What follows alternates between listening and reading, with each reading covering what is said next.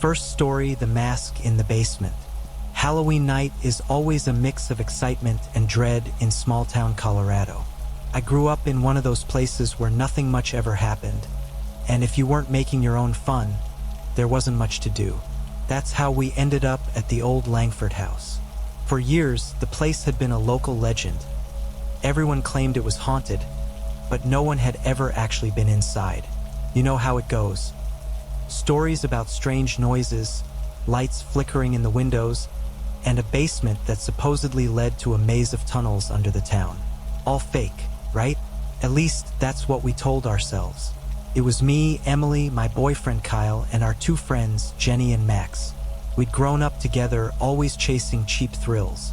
But this breaking into Langford House on Halloween, this was supposed to be our grand finale. We were 18, just about to leave for college, and we figured it was now or never. If there were ghosts, well, it was time to meet them. We arrived around 11 p.m.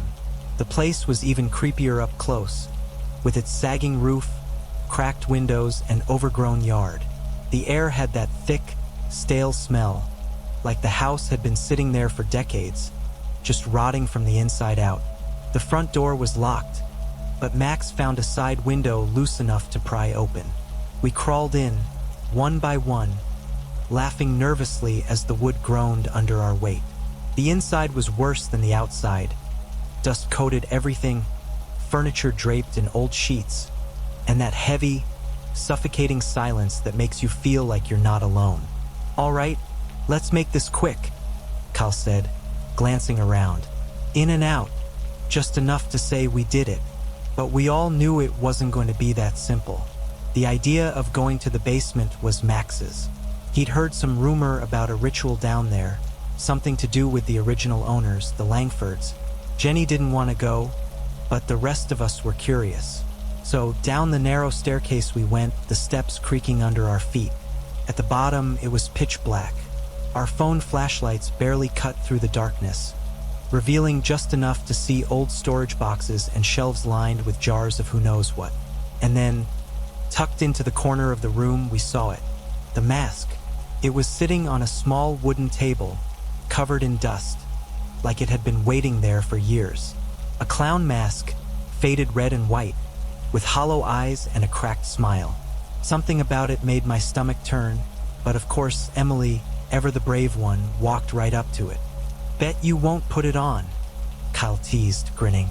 Emily shot him a look, smirking as she picked it up. I should have said something then.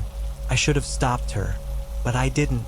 She slipped it over her face with a laugh, adjusting the straps in the back.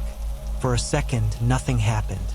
We all stood there, waiting for her to scare us or say something, but her laugh faded, replaced by a sharp inhale.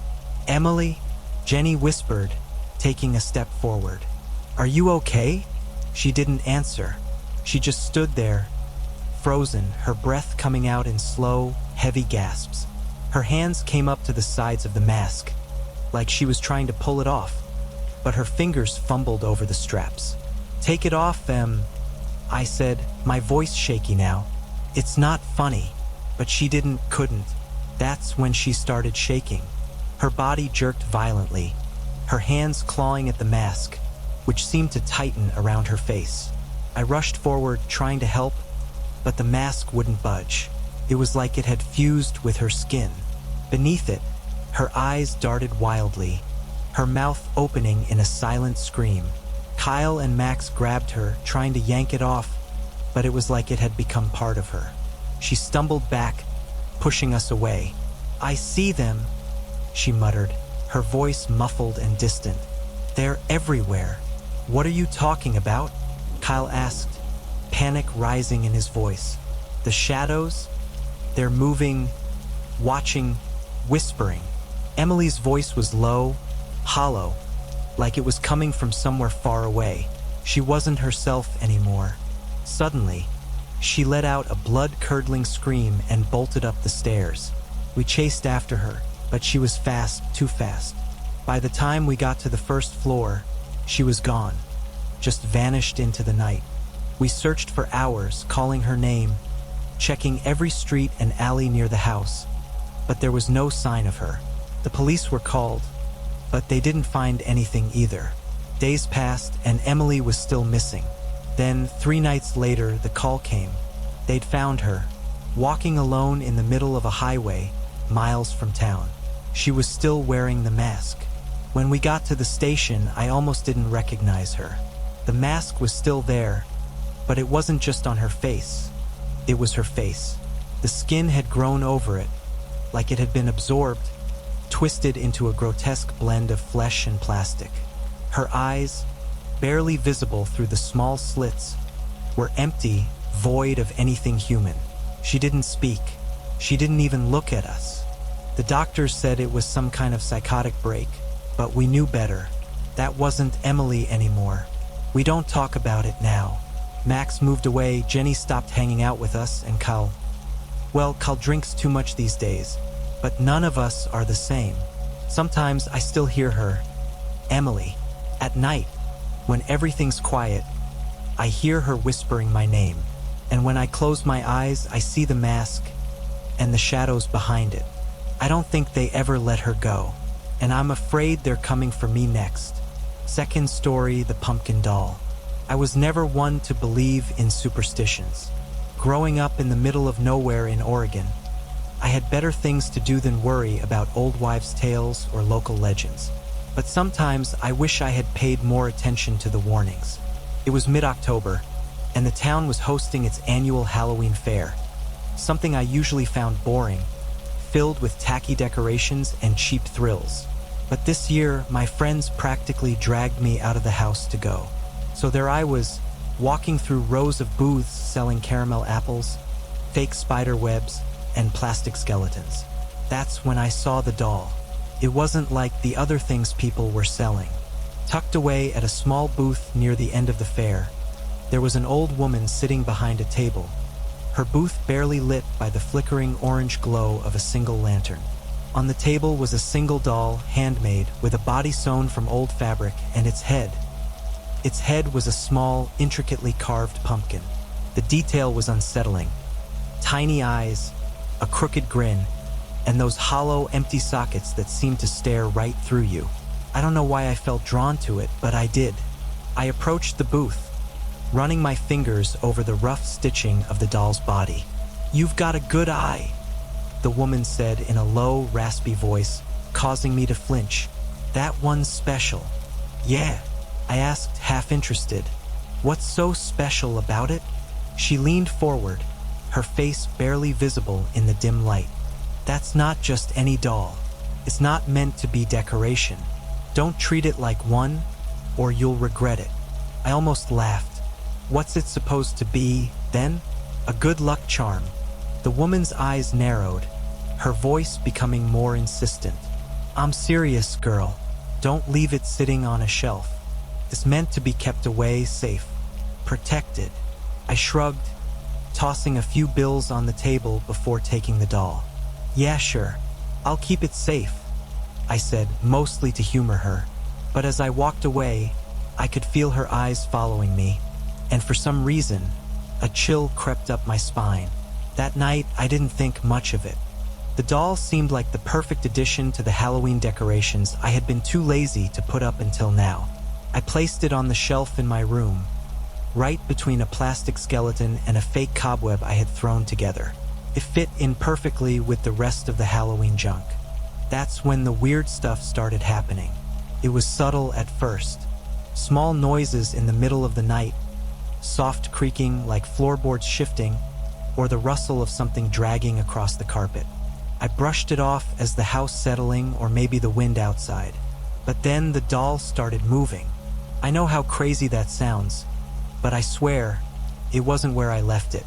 One morning, I woke up, and it was on the other side of the room, sitting in the corner, its carved eyes facing the door.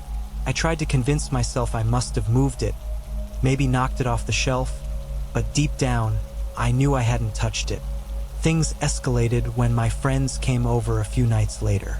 Kyle, Jen, and Mark all thought the doll was creepy as hell, but in that typical teenage way, they turned it into a joke. Kyle picked it up, waving it around, mocking its spooky pumpkin face. while Jen pretended to scream in terror. "Come on, Sam, seriously?" Kyle laughed, tossing the doll onto my bed. "You paid money for this?" "Whatever," I shrugged, feeling an uneasy knot in my stomach. "It's just a stupid decoration." But that night, everything changed. It was after midnight when I woke up to the sound of footsteps. Heavy, deliberate, and slow. They weren't coming from outside or the hallway. They were in my room. My heart pounded in my chest as I lay there, frozen, listening as the sound moved closer to my bed. I flicked on the lamp beside me, and my breath caught in my throat. The doll was sitting at the foot of my bed, but it wasn't lying limply like before. It was upright, its head tilted ever so slightly, as if watching me.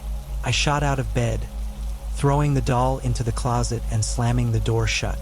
But the next morning, it was back on the shelf, right where I had left it the first time. And Mark was missing. He hadn't gone home after leaving my place that night. His parents said he never made it back, and the police were called. Everyone was freaked out, but somehow, I knew it had something to do with the doll. I didn't say anything. Who would believe me? A doll moving around on its own? I would have sounded insane. But things only got worse. On Halloween morning, I woke up to find all the mirrors in the house. Every single one, covered in strange, jagged letters carved directly into the glass. The writing wasn't in English or any language I'd ever seen, but it felt old, ancient, somehow. And it wasn't random. It was deliberate, like a message I couldn't understand. Then I saw it. The doll was sitting on my bed, staring directly at me. Its pumpkin grin seemed wider, its eyes darker, and I swear I could hear it breathing. I tried to throw it out. I tried burning it, smashing it, but it wouldn't go away. No matter what I did, it always came back, always waiting for me in my room, perched on the bed or sitting on the windowsill, watching. But the worst part, Mark came back. 3 days after Halloween, he showed up at school. At first, we were all relieved, thinking he had just run off or something. But when I saw him, he wasn't the same. His head, it was a pumpkin just like the doll. Not a mask, not some joke. It was his head. The skin was orange and rough, the eyes hollow and black. And he wasn't alone. Kyle and Jen, they had changed too. All of them, walking silently behind me, their pumpkin heads grinning, their footsteps echoing behind me wherever I went. No one else sees them. No one else hears the dragging sounds at night or feels the cold breath on the back of their neck. But they're always there, watching, waiting. I've tried everything to get rid of the doll, but I know now that it's too late. I can feel it. It's not just a doll. It's alive. And whatever I did by bringing it into my home, by ignoring that old woman's warning, it's already sealed my fate. They're here. They're with me, and they're never leaving. Third story, trick or treat. I'll never forget that Halloween night. Small towns like ours in Ohio thrive on nights like this. Kids dressed as ghosts and superheroes, front lawns covered in plastic skeletons and fake spider webs. It was the kind of place where everyone knew everyone, except for that one house. We lived just a few blocks away from the old Kramer house. It had been abandoned for as long as I could remember, a sagging Victorian home at the end of our street. No one dared to go near it, not even the bravest of the trick-or-treaters. The story goes that, back in the 1960s, 3 kids went missing there. Halloween night, just like tonight. They knocked on the door for candy, and they were never seen again. But this year felt different. Lily, my 8-year-old, had been excited all week for Halloween. She wore a Little Witch costume, her face smeared with green makeup and a pointed hat that kept sliding down over her eyes. It was just the two of us. Me, a single dad, trying my best to give her a normal childhood. So, we hit the neighborhood early, and by the time we'd circled most of the houses, her plastic pumpkin bucket was filled with candy. "Just one more house, Dad?" she said, tugging at my hand. I checked my watch. It wasn't late, but the streets were emptying out, the other kids heading home. I nodded, scanning the row of houses ahead, most of them dark, their porch lights off. And then I saw it, the Kramer house. I don't know why I didn't say no. Maybe I wanted to show her there was nothing to be afraid of. Maybe I didn't believe the stories. But something about that night, it drew us there. Lily skipped ahead, her little witch costume fluttering as she marched up the cracked stone path to the front door. I hung back, an uneasy feeling twisting in my gut. "Go on," I said, my voice wavering a little as she looked back at me, excited and fearless. She knocked, the sound echoing through the quiet street. For a moment, there was only silence. No lights, no movement inside the house. Then the door creaked open, just a crack. An old man appeared, his figure barely visible in the shadows of the doorway. He looked like he had been there forever, a relic of the house itself. His skin was pale and stretched tight over his bones, and his eyes, there was something wrong with them, like they weren't really seeing us. "Trick or treat," Lily said cheerfully, holding out her bucket. The man didn't smile. He didn't speak. He just reached into his pocket, pulled out a few candies, and dropped them into Lily's pumpkin.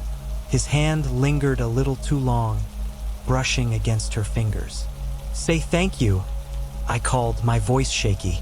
Lily turned and smiled at me. "Thank you," she said, her voice unusually quiet. The old man said nothing, only staring at her with those hollow eyes before slowly closing the door. Relief washed over me as we walked back down the path toward the street. But when I looked down at Lily, something wasn't right. She was holding her bucket close to her chest, staring straight ahead, her face pale beneath the green makeup. "Lily," I asked, "you okay, sweetheart?" She didn't answer.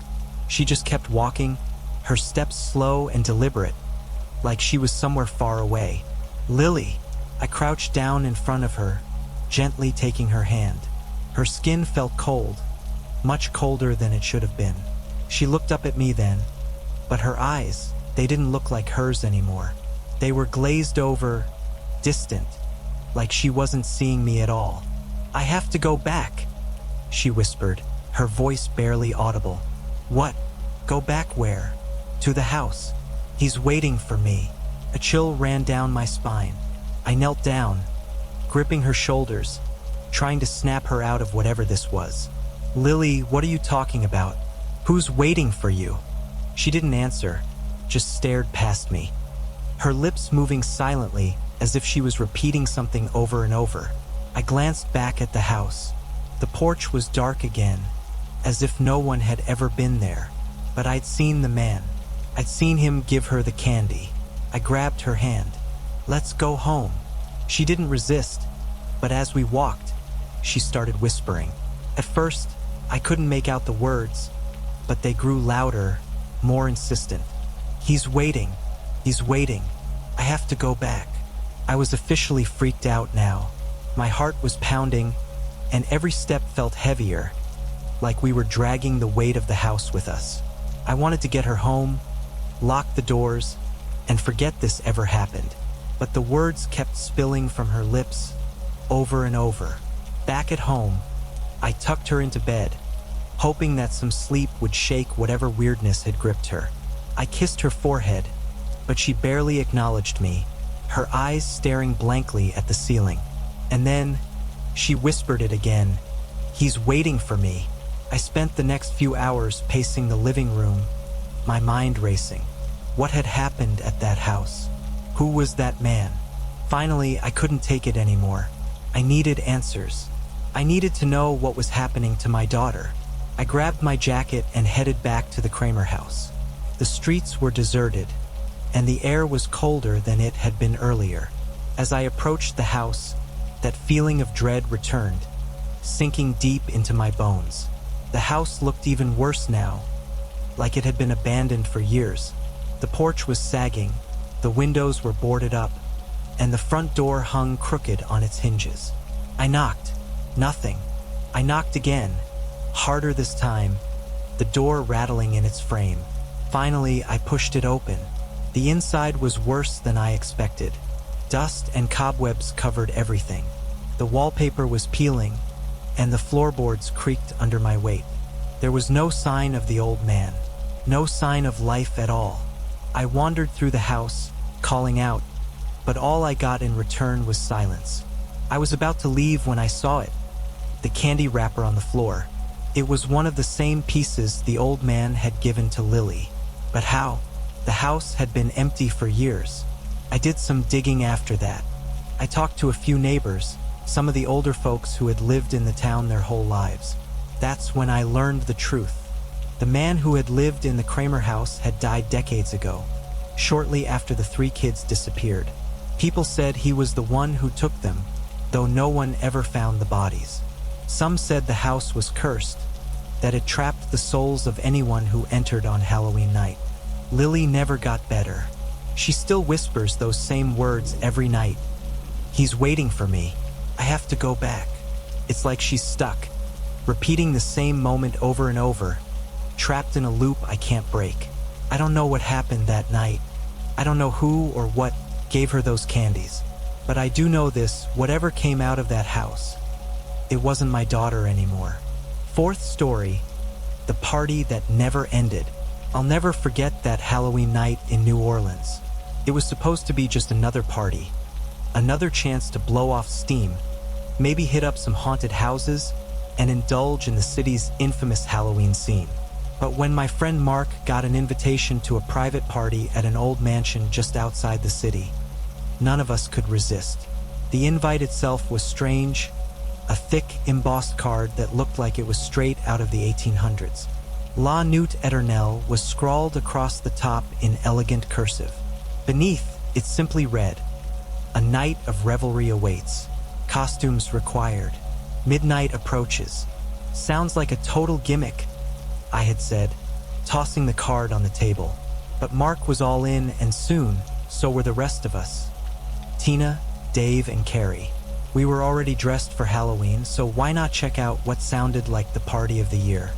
The mansion was a good 40-minute drive outside of the city, nestled in the thick bayous that surrounded New Orleans.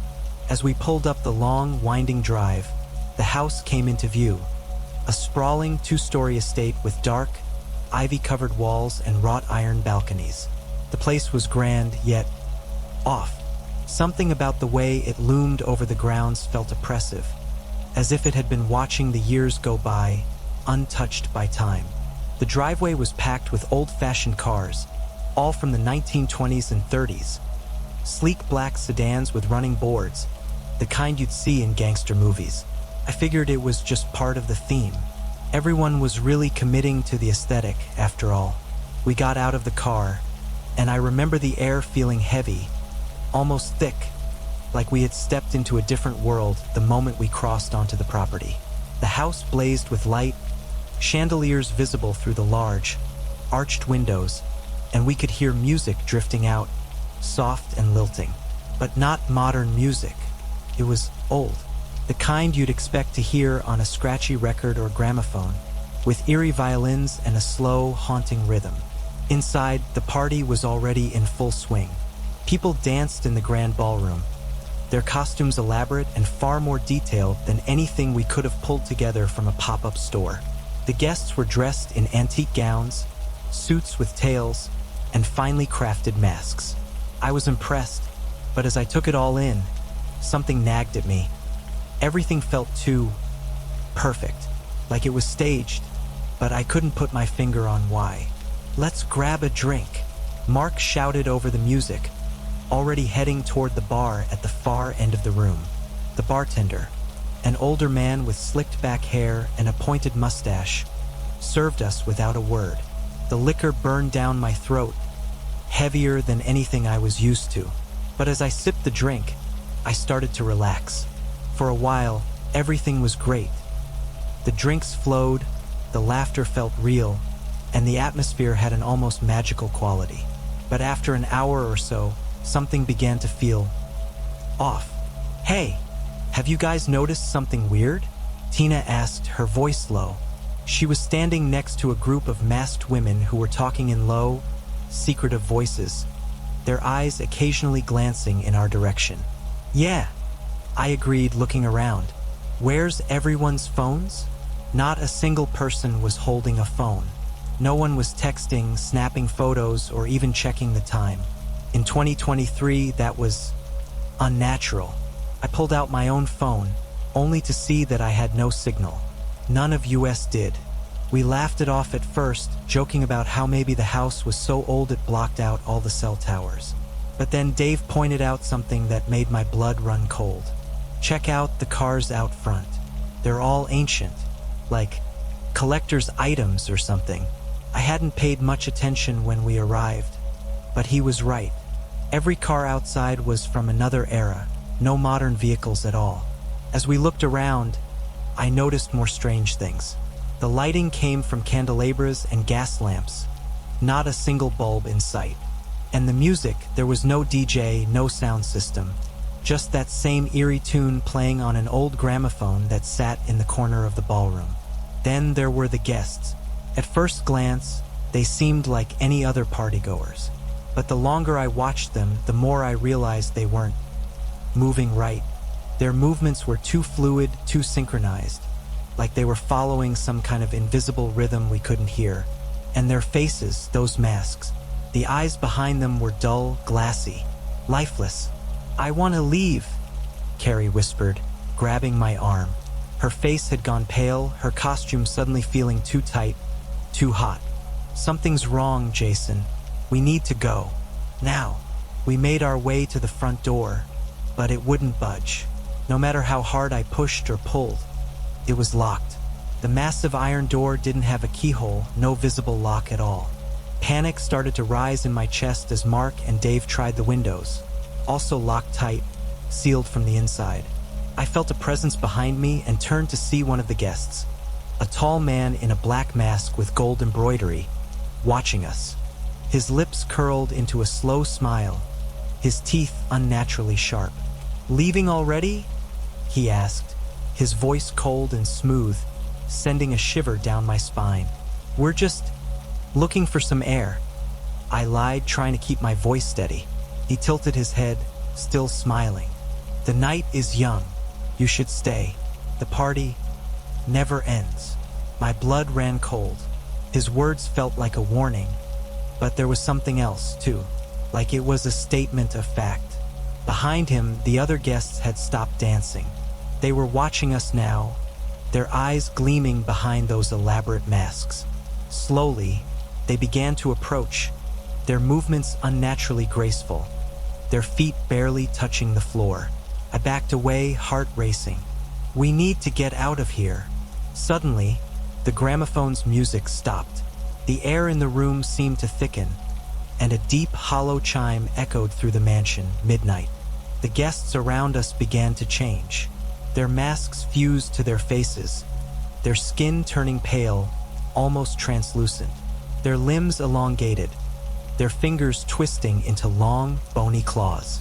The tall man stepped forward, his body shifting into something grotesque, his mouth stretching into a wide, inhuman grin. "Welcome to the feast, Jason. You're one of us now." The walls around us seemed to close in, the floor beneath my feet shifting like quicksand. My friends screamed, but their voices were swallowed by the darkness creeping in from every corner of the room. I tried to run, but the door was gone. The mansion itself felt alive, trapping us inside its twisted embrace. I could hear the other guests laughing, their grotesque forms closing in, their eyes gleaming with hunger. And then, just like that, the lights went out. I'm not sure how long it's been since that night. Days, years, time doesn't matter here. I still hear the music, still see the guests dancing around me, their hollow eyes watching, waiting. And every Halloween, more come. They arrive just like we did, looking for a night of fun, unaware that they're stepping into a trap they'll never escape. The party never ends.